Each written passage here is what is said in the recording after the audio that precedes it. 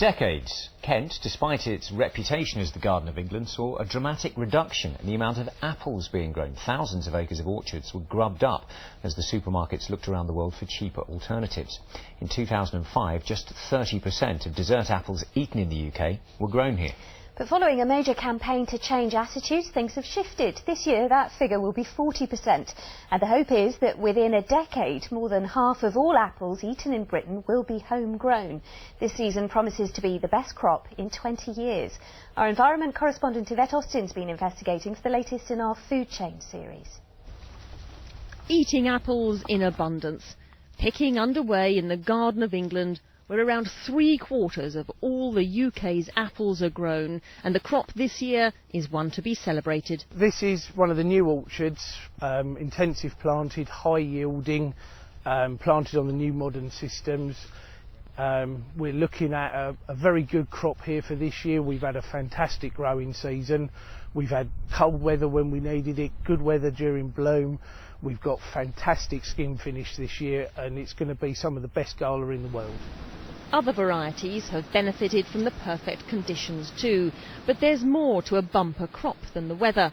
Farmers have been investing heavily in the new intensive orchards and robotic technology to make production more efficient. Even the water is filtered and purified, so can be used for 6 months.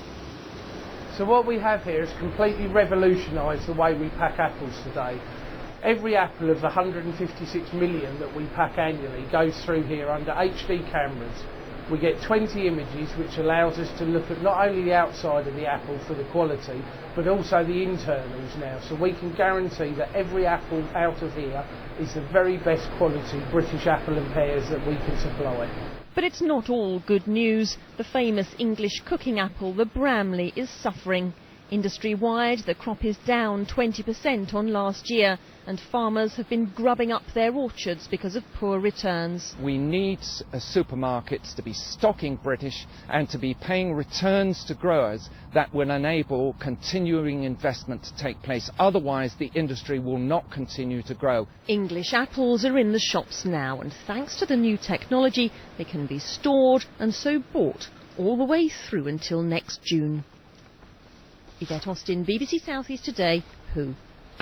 And Yvette Austin's at an apple orchard in Who for us. And Yvette, our growers are pleased with this year's crop, but they're having to work hard to keep ahead of the competition, aren't they? Well, they are. They can't change the weather, but they can make the most of it by using the very latest growing techniques. For example, this orchard, it may look incredibly productive, but it's actually considered out of date, and so will be replanted in just a few years' time in a very different way. And just an example of the competition that they face, in France, apples there, they ripen 2 weeks earlier than they do here, and so it gives them a chance at the beginning of the season to get onto our shelves. The farmer here in Fightback is going to grow a very new variety to make sure that he gains the advantage. Thanks, Yvette.